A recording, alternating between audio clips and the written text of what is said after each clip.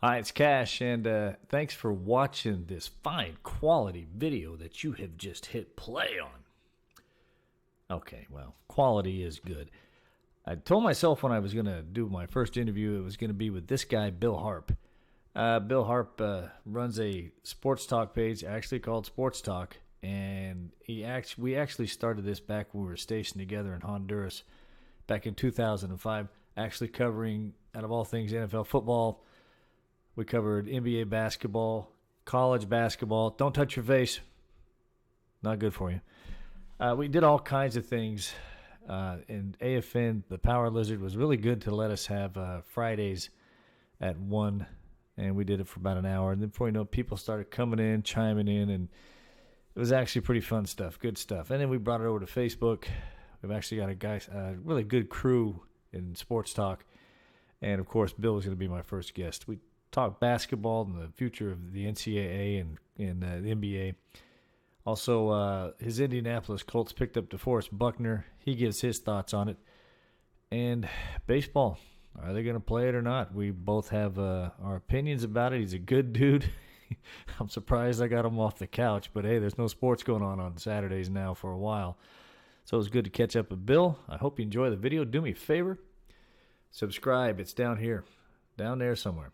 Subscribe to our YouTube channel. Please share it on your timeline, on your Facebook, or any social media, because I would love to get 1,000 subscriptions. I'm at 32. So again, thanks a lot, folks. Enjoy the video. Sports.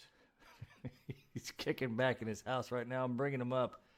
There he is on the Skype line. It's Bill Harp. I'm here. Well, I was telling people, what's the premise of sports talk and doing this, and it's pretty simple.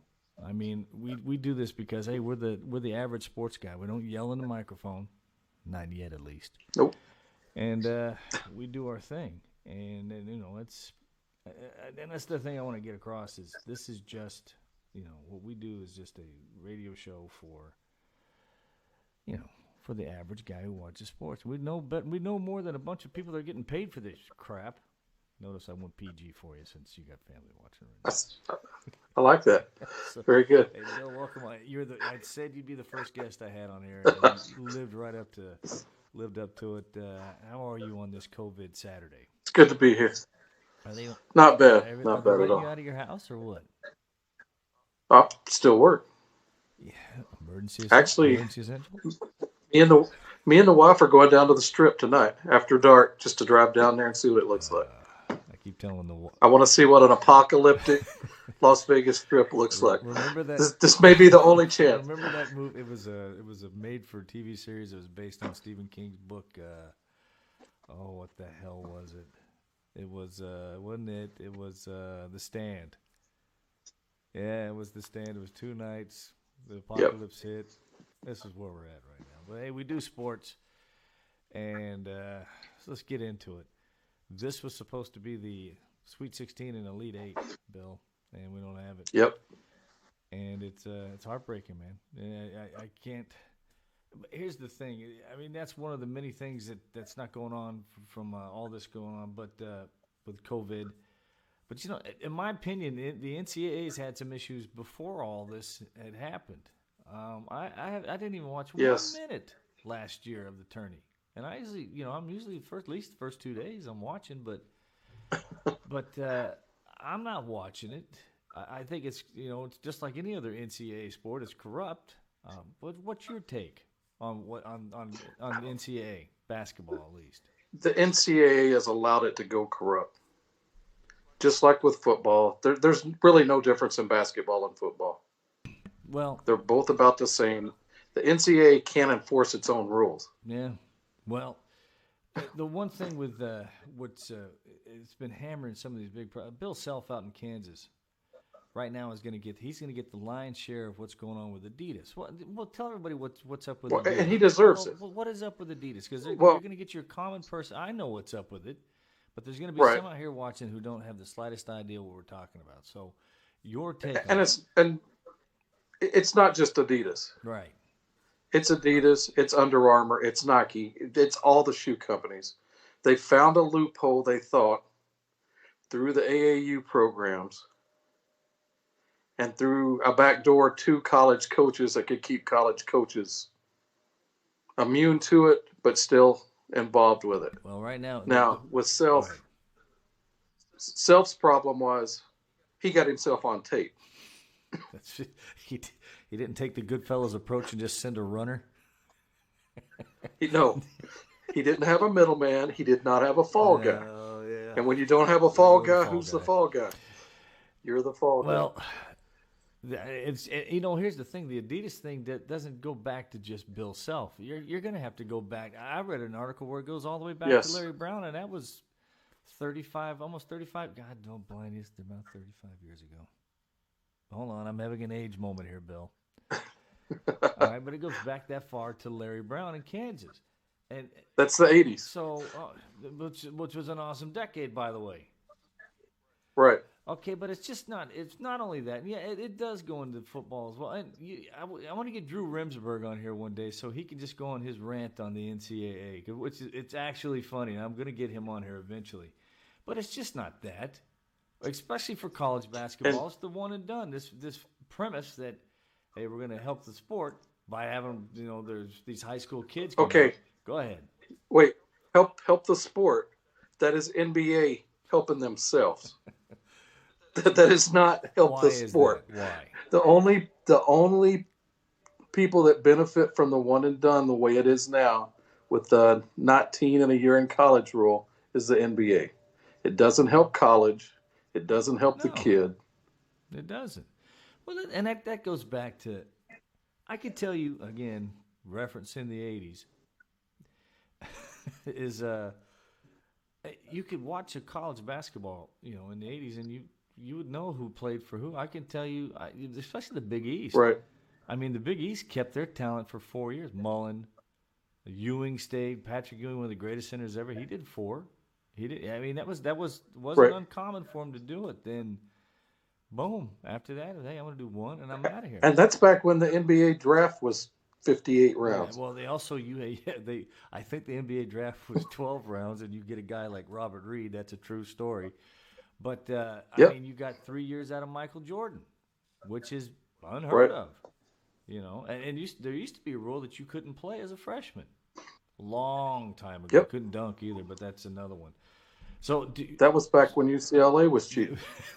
So that was, what the hell was his name? Sam Gilbert. Oh. Sam Gilbert. He was the money man. And that's what I said. Somebody asked me about the other day about this. They called him Uncle Sam, didn't they, or some stuff like that? Yes, yeah. But somebody asked me the other day about this, and it's not like cheating's a new thing. This has gone on. Actually, now there's less cheating now than there ever has been in college sports. Well, and you don't think this has anything to? You don't think the G League will actually improve? Now, for those of you who don't know, the G League is the NBA's minor league system, and that's the two-way contracts, and you can play in so many. You don't think this is going to be in any way for the NBA to stock the G League? The G League doesn't pay enough money. Well, now, I don't know why, and the ball kid, LiAngelo, who is projected a top 3 pick. Some of them have him the number 1 pick coming out. Right. He's been playing overseas. He's ready. An example, and a kid will do that before the G League. An example I give is, even though he's kind of a has-been now, or not a has-been, but was Brandon Jennings. He went overseas and played. I want to say in Australia for a year. Came back, and for 1 or 2 years with the Bucks, he was pretty dominant. He was a good ball. I wouldn't say dominant, but he was a good ball player. He was decent. He was a good ball player. He got him into the playoffs, and they got smacked around. But that's an example. Here's the problem with those kids going overseas. Those are grown-ass men. Right. They're not ready to play against men yet. They go over there, they get exposed, and NBA teams are like, wait, I liked you, but I just seen you get dominated. I'm not wasting the draft by some number 2 guard from Belgrade. All right. Yes. that's 35 years old. That's what it is. Has no hair. What are you doing? What's your name, Serge? But you know what? I'll tell you who used to be one of the baddest international ball players ever. It was a guy that played for Brazil. His name was Oscar Schmidt. And he could Yes. have played Yep. in the NBA. But he didn't want to. He wanted to stay in Brazil and play for his homeland. He was making more money there though than he would have made in the NBA. And when they had the when they had the NBA, when they started to bring them into the fold of, hey, look, we might need to start bringing our NBA stars in to regain our dominance in the international game. And everybody points to the '88 Olympics when they got beat by Croatia. I think it was Croatia, or no, it was the former Yugoslavia. I think that was what it was. Right. But actually, there was rumblings about it 2 years before in the basketball in the World Championships for basketball, because we'd send out our best college players. And Oscar Schmidt dropped 39 on him. I remember that. I'm thinking, who the hell is this guy? Yep. Why isn't he playing? The international game isn't a joke. There are guys out there who play in the international game that don't want to play in the NBA. Yes.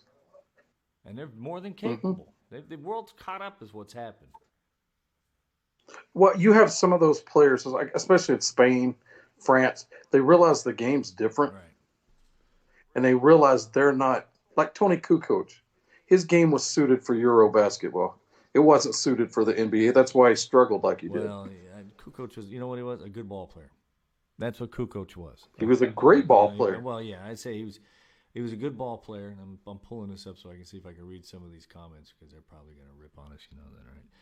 So, okay, NCAA basketball done for the most part, and so no intramural bowling. Givens. Wait, one more thing though before we stop on basketball. Who I really feel sorry for is that girl at Oregon.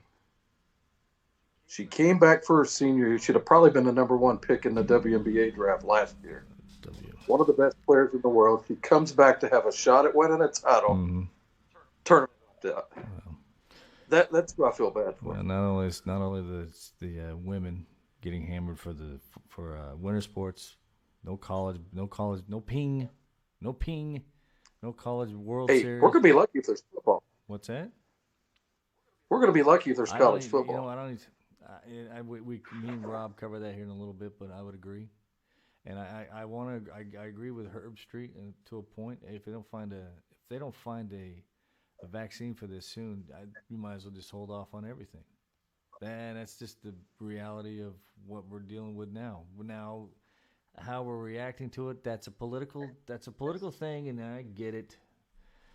I'm COVIDed out, man. I really want the NFL. God, as long as I get the NFL up and running, I'll be okay.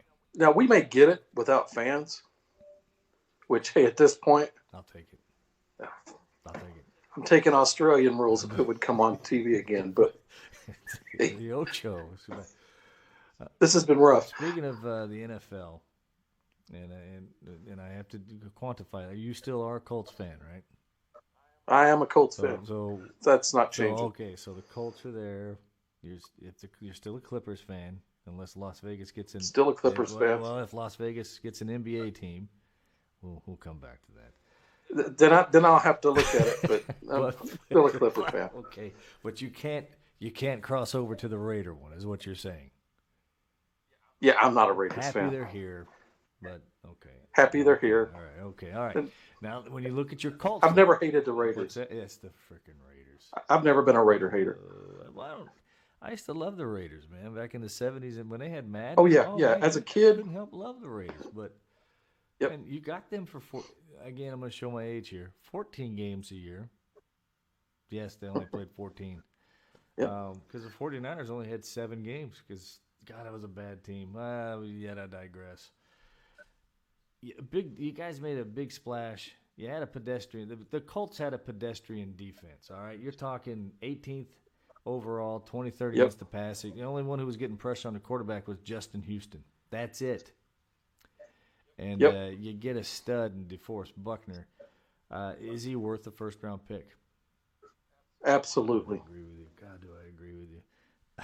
Absolutely. That dude is a monster, man.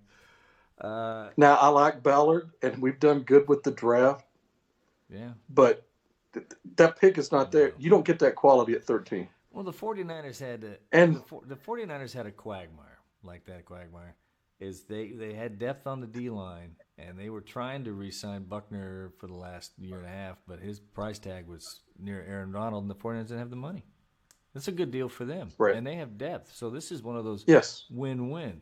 I mean, it's okay. Well, now it was. Armstead had a better year last year on the number side. Eric Armstead did. But DeForest Buckner You had is to the pick one. between the two. DeForest Buckner is the one who always drew attention on that line, man. Why do you think those guys had the years they had? It wasn't because it's because DeForest Buckner. You guys get a stud. All right, so but what does that do for the Colts on their defense, though? Besides the obvious, what else steps up for the Colts?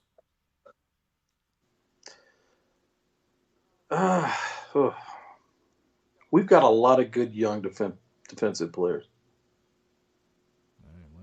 We're young, but there is a lot of talent on that defensive side. Well, I want to tell you what, you have a disruptive force in the middle. Every time I say that is the piece. But see, that, like you said, that's a piece that's going to make the linebackers better. He's going to make the ends better. Let me. They're going to get pressure, so that makes the secondary better. That literally helps everybody on that defense. I say disruptive force to Bill. He had to go see a first shirt in the Commander one time because his youngest son, Trey, when he was like 8. Who is 20 now, by the way, if you want to feel old. No, God. But we had to go see the first shirt because a neighbor complained because his son was a disruptive force for playing outside. Yes. That was the end of days for me. I was like, okay, it's time for me to retire. I remember telling the wife that too. Yeah, Harp's got to go see the first shirt. Why? Because Trey's playing outside, and that's it. And the wife goes, "You friggin' gringos." All right, back to football though. Brissett or Rivers? Who wins the job? Rivers wins the job. You don't bring Rivers in. You don't bring Rivers in to sit. Yeah, but you know what? He was. If he was happy with Brissett, he would have never signed Rivers. I don't know. What's Rivers? 38 next year? And I like Brissett. I don't think Brissett fits the system. Do you deal him back? Well, I don't know. Do you deal him back? I guarantee you, Bill would love to have him back. Well, we locked him up, so we've got him for another. We did his options. We have him for this next year. We have $55 million tied up in quarterbacks next year because we still have Luck on the books. Yeah, that's true. Wow. How the hell is Luck on there? Okay, never mind. He's a $12 million hit. Because we don't want him to unretire and go to New England or somewhere else. But I don't think, here's the thing. I don't think Luck I don't think he is. I don't think he is. He's not wired like everybody else. None of these. We talk about this later on with Elvis. The NFL players they're not. Today's players like, hey, look, if that's going to totally kill me, I got my money in the bank. I'm good. Yep. And I talk about that in a little bit coming up here in a little bit with a Netflix special. But last thing, Bill, before I let you go, MLB when's it back? July, All-Star break maybe. Because something we're not even thinking about is these guys aren't playing right now, so you're going to have to go through spring training again. It's not like they can just show up. No, they can't. Well, they're keeping in shape, but guys like Will Clark used to say he needed 50 at-bats, and he was good. He goes, 50 at-bats. But these aren't Will Clark players. That's true. Yeah, Will Clark had no problem hitting them. Okay. Pete Rose went to jail at 49, was in there for 5 months, came out, did some time in a halfway house. As soon as he came out, he went to a batting cage. They set it to 85, which was the highest setting, and he roped 2 balls. And then he turned around and said, "Nothing changes." Did you guys have? Who gave the odds that I've roped the first 2 pitches? That's what Rose did. Actually, here's the thing: I'm going to get Brian Maxwell on here, and I know he's my stance on. Again, you and I do this all the time. We start out talking about one subject, and then we branch off into other ones. Yes. First off, Major League Baseball right now is getting a reprieve because boy, this Houston Astros thing for them was at the forefront on everything. Oh, they're the winners. Yeah, so now you're just worried about, hey, I just want them out. They're the COVID-19 winners. So Jim Crane put it out there for everybody. That's who we should blame for it. But the thing with Rose, and it changes my stance because the Houston Astros were blatantly cheating, and that's the main thing with gambling is you're cheating. Yes. All right, you're now going to let these guys off the hook, but you're going to banish Rose, who eventually admitted, yeah, I did it. Now, okay, you can't. There's got to be a balance in there somewhere. Right. You can't sit there and let these guys win a title because of that. I mean, directly. That you can't deny that. And what they did is worse than the steroids. Yeah, and I think it was the Yankees or the Red Sox where they said you can't wear your Apple Watch, and we kind of blew it off like you guys are really this is ridiculous. Yeah. And now you're like, oh, okay. All right, Bill. Well, look at here. I'll keep chiming in with you here. I don't know what the hell I'm going to talk about in a couple of weeks when we're this isn't an abyss, man. This is an apocalypse. We may have to break out the old tapes. Jesus. Oh, this is bad. All right. Bill Harp is my guest. Bill, thanks for coming on, brother. Oh, no problem. See you later. Always good having Bill on.